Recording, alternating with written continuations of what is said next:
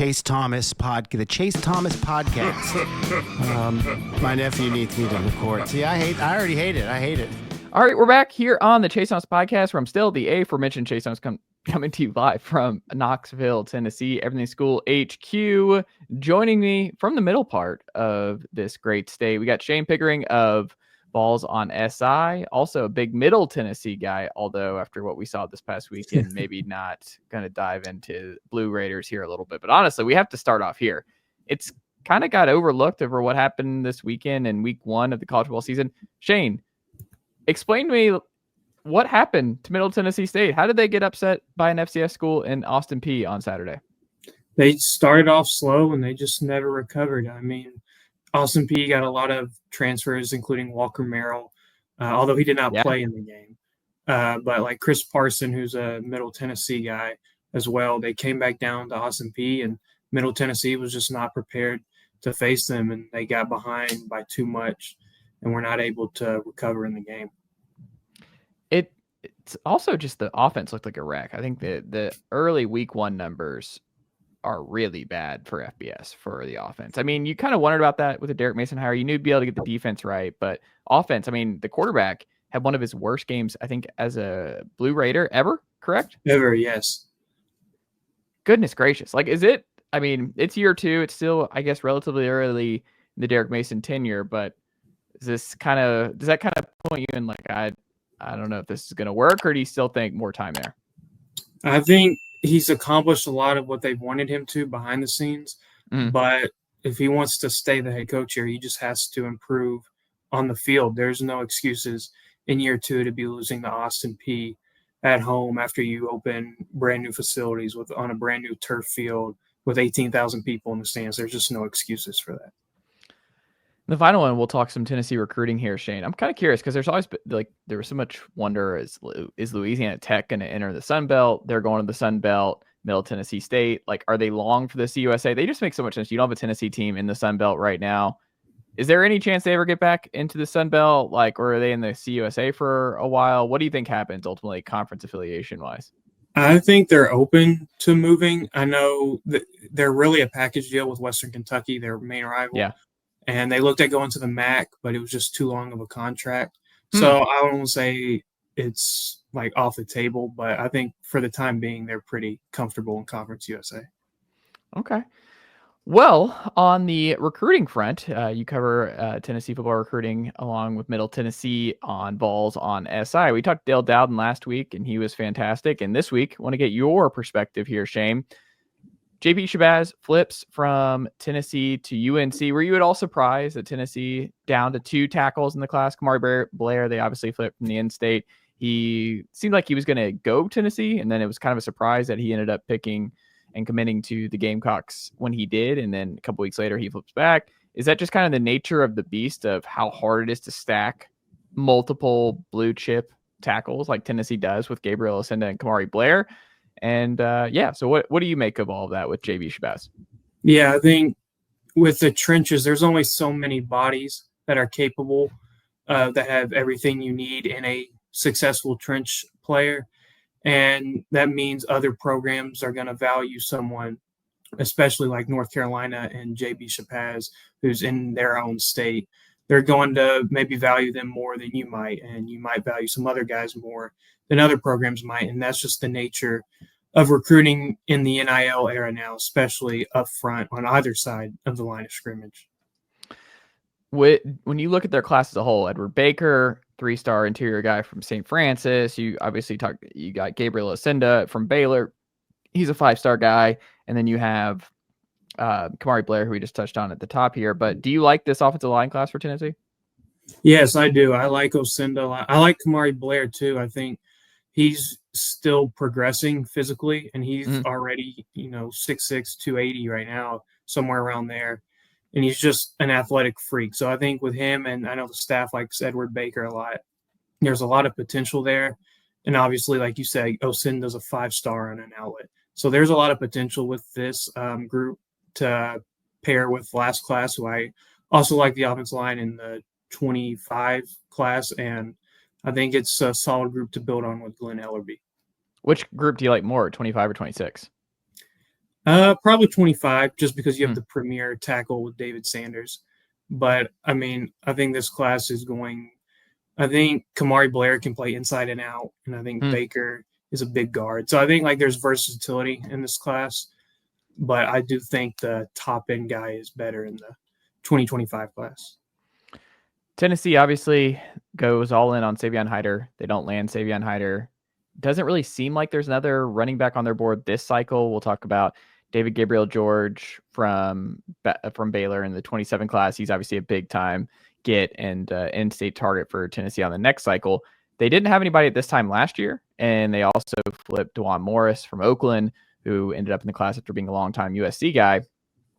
Do you think they flip somebody, add somebody to this class, or somebody in the in-state that's kind of out there, or commit to somebody else you could see Tennessee circling back on, whether that's running back or tight end, because Carson Snead obviously flipping to UNC late in the process as well. So no tight end or running back in the 26 cycle right now. Where do you stand on that for Tennessee? I think they have a guy at each position on their radar. With running back, Wisconsin commit Amari Lattimer is on their radar. But I think with the 2027, you mentioned David Gabriel George, Tyson Robinson's another big-time guy. I think they don't necessarily have to, especially with Peyton Lewis being young, DeJuan Morris, Justin Baker being young, all those guys that they have for the future. You can maybe focus more on 27.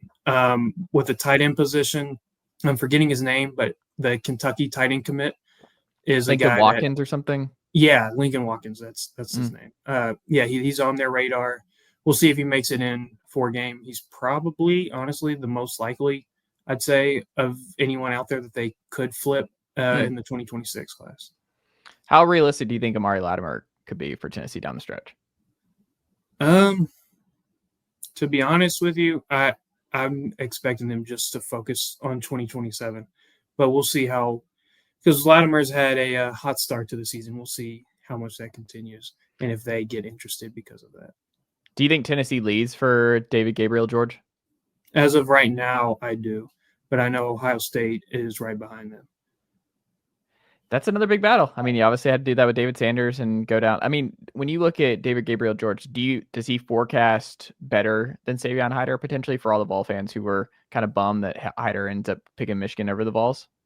I think they're pretty similar players, both big, fast, athletic. Either one you get is going to be a day one big part of your rotation. Who are some of the, outside of David Gabriel George, who are some of the other 2027 big targets to know for Tennessee? I'd say quarterback is kind of they're still deciding with that, but I think like tight end Malik Howard at Oak Ridge. There's a lot of guys. Tyson Robinson, like I said, receiver. You have Lawrence Britt and Keyshawn Bowman, who's committed to Oregon right now, in-state. I think the in-state class really gives Josh Heupel and his coaching staff a lot of opportunity in this class. I think the 27 class could be better than the 26 class this year, just with the raw talent in state. And then, they're going to get into bordering states, obviously. So I think they're going to figure out of state. I know Josh Dobson's a 5-star corner they like. They're going to figure bordering states out, and it's just going to grow an already strong board. But I think in-state primarily is the focus right now. So do you think, I mean, you are so plugged in when it comes to Tennessee high school recruiting, the state of, does it feel like it's getting better and better in terms of in-state talent, or do you think it's been about the same for a while? Like, where are you at in terms of just the in-state talent? And where are you seeing more talent pop up? Is it in Memphis? Is it more in the Nashville area, Chattanooga, Knoxville? Where are you seeing it? I think the talent is absolutely getting better. I think it's getting better at the top and with depth. And I think it's all over. I mean, you have guys in the 27 class that are looking at Tennessee and Tennessee's looking at them from all Memphis, Knoxville, Nashville, Murfreesboro, Chattanooga, all over the state. And I think it's just improved all over. I think there's more investment into developing people from an earlier age and just continuing that progression in this current era. Joel Wyatt, in your neck of the woods at Oakland, transfers from the Webb School. He wants to play safety at Tennessee. Do you think that's going to work? I mean, he's playing corner, right? At Oakland this fall, he's playing corner and receiver. He played receiver at Webb too last year. I mean, is that going to work based on what you've seen from Joel Wyatt? Or do you think it's one of those things you start, you let him try, or it's just he's going to end up at Leo when it's all said and done? Where are you at with Joel Wyatt? I think he can play all over the defense. To me, he projects best as a linebacker, but he can play safety. Like, it's not he can't play it. It's just, I think he'd be better at linebacker, but he has the size, obviously, at 6'4", and the athleticism to keep up with receivers. So we'll just have to see. I'm interested to see how he does this year, playing safety full time for the first year at Oakland in that secondary. So it will be interesting. So he's not playing corner. I saw he was playing corner too, or is he moving around? I've seen him once in a scrimmage, and he was playing safety. So I will see him in 2 weeks. So I'll let you know. Him and Craig Tutt, right? Yeah. Like if they're back there and they're Tennessee target, that's kind of wild. They're next to one another. But if you're a Tennessee fan, you kind of like it. If Wyatt plays well at safety, you're like, all right, I feel good about Tutt not ending up at Tennessee and ending up at Ole Miss. I mean, when you look at just the rest of the in-state talent, is Joel Wyatt the number one player in the state for you this cycle in 26, or is there someone else who you like the most in the state? Well, I think Jared Curtis is the best player in the state. Yeah. But if you're getting past that, in terms of Tennessee, I think Osinda and Tyreek King are pretty up there, and then I would put Wyatt probably in that group right after them. Is there part of you that wonders about Jared Curtis moving up to the next level with his competition that he's playing where he is now? Yeah, I do. I think he has all the talent in the world, but it's just he's playing such low competition that I question if they let him sit and develop, I think he'll be all right. But I do question if they're going to put pressure on him to be an impact early, then that could be an up and down start to his career. Who's your favorite Tennessee recruit in the 2026 class?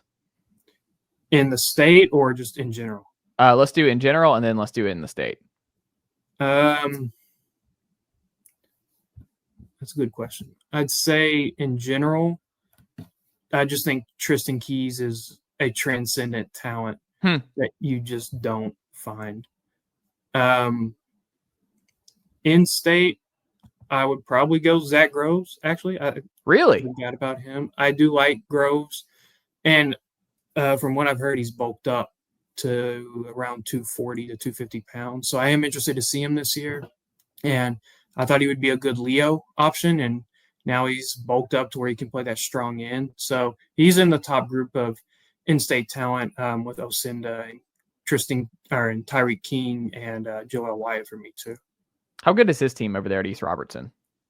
It's pretty good. I mean, they're another school that plays small competition, whether they're in 2A or 3A now. But, yeah, they've scheduled some strong non-region teams. And so, they have some exciting matchup opportunities. And they play Kamari Blair's team, actually, this year in October, I think. So. The Groves, he's kind of the forgotten guy. I mean, he's an in-state 4-star, but you just look at his measurables, and like you said, he's added weight, and he hasn't even gotten to the Tennessee weight room yet in the meal print. There's no chance he's a Leo at Tennessee to me. I feel like it goes the other way because you see guys like Sanders bulks up. Christian Gass is going to bulk up as a Leo coming in from Georgia. It's hard to keep weight off, I feel like, when you move up to the next level. I feel like just because you're on this nutrition plan and you need to be able to bulk up to handle the SEC workload, I don't know. I mean, I think Tennessee actually quietly needs more strong side defensive end depth, especially this is it for Dominic Bailey. We'll see probably it for Tyree West too. So I like Tyree Weathersby a lot. Marion Dye is an absolute dude, but they quietly could use Zach Groves to be a good player on that strong side defensive end. Because you have Jaden Lofton, who seems like he's also going to be on the SDE side of things. But I think it's a big win. But that's why it was just kind of sneakily important that Hezekiah Harris flipped to Tennessee, because they really didn't have a blue chip Leo at that present time in 2026. And I think Groves, if he's forecasting it as a strong side defensive end, I think that's pretty good. That's someone I would buy stock in, right? Absolutely. I think he's a very talented player, comes from a super athletic family. He's like the 5th or 6th Groves to go D1. Really? Robertson. So, yeah, he's a guy I'm super excited about for Tennessee and for Rodney Garner to work with as well. Ty Redmond, I'm from Georgia. I grew up in the greater Atlanta area, went to Parkview, and where Mike Matthews went and everything. And one of the things I tell people like here in Knoxville is just like certain Tennessee targets. And like they obviously added Justin Baker from Buford, powerhouse down there. They've added kids from Grayson, Parkview. But one of the ones who's become a juggernaut in the last couple of years has been Milton. And Milton, obviously, back-to-back state titles. They are really rolling there. And Ty Redmond and Dylan Lewis are a big part of that as co-starting corners. They both end up at Tennessee. I think Ty Redmond, though, even still, it's a amazing story that as a true freshman, he's been thrown to the fire here for Tennessee, and he could not have had a better debut as a true freshman on the outside for Tennessee. Did you see that coming? Did you like Ty Redmond a lot coming out of Milton as someone who, yeah, people are going to look at the 3-star, but because of the program, because of the pedigree, and his length and athleticism, that you could have seen this coming from him early on? Yeah, I mean, I don't know if I would have seen this level coming on, but I absolutely thought he was a underrated part of the class. I think people get caught up with speed and maybe stuff like that, and just they forget physical players win football games at the end of the day. And Redmond shut down with Redmond and Lewis. They played those corners on islands in that state championship year and just let them dominate their side of the field. And he's going against, like you said, top talent from those teams in the Atlanta area. I just think big physical guys who can move are going to help you win football games, and he's shown that early on. And I definitely thought he would be a big-time contributor, but with how much he's done early, has definitely been a surprise to me. Final thing for you, Shayne. You're in the Nashville area. I'm curious, like George McIntyre obviously had a great summer. How much did you watch George McIntyre in high school? And how much do you believe that he has a real chance of beating out Faison Brandon if they go one-on-one for this QB1 job this offseason? I've watched both George McIntyre and Faison Brandon. I think they're pretty similar. They're both long, athletic guys with big arms who want to push the ball down the field. I think the biggest thing for George was growing more comfortable in the pocket and just taking what he was given. I know I watched a lot of his top games, whether it be McCallie or Baylor, and he would try to hold on to the ball and push it downfield and would take a negative play or not take a positive play. And I think with the spring game, with him showing that he can take those easy concepts and just pitch the ball down to the running back or the tight end, I think he definitely has a chance to be the starting quarterback, and that should be a legit competition, in my opinion.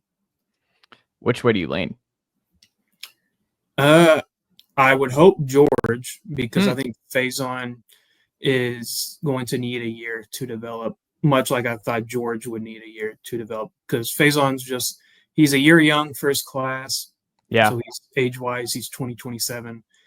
Grimsley ran the ball like crazy, so he really didn't have to do too much until the playoffs. So I think if you could just get him a year facing the speed of the game, it would be best for him. So hopefully George McIntyre wins the job, but I wouldn't be shocked if Faison comes in and is able to start right away. Shayne, what can the good folks check out from you across your Tennessee Vols recruiting coverage, Middle Tennessee, and a whole lot more? Yeah, Vols on SI. We should be getting a lot of recruiting content out as visits start, especially with that Georgia game. Any target that you can think of will be at that game. And then, MTSU, go Middle. Myself and Connor Smith cover the team, and you can keep up with the Blue Raiders that way. Got to rebound in a hurry, man. Who does Middle got this week? Wisconsin. Oh.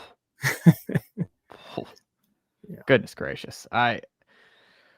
Man, I hope for the best. Also, I got to ask you, my buddy Matt Green asked, he was like, why do they not call themselves Middle Tennessee State Middle Tennessee State, like in broadcast or in like athletic stuff? He was asking about that. I'm like, no, I think they're still Middle Tennessee State University because everything just says Middle Tennessee. And he was convinced last night that it's only that they shortened it like a Memphis State to Memphis situation. That's not what happened, right?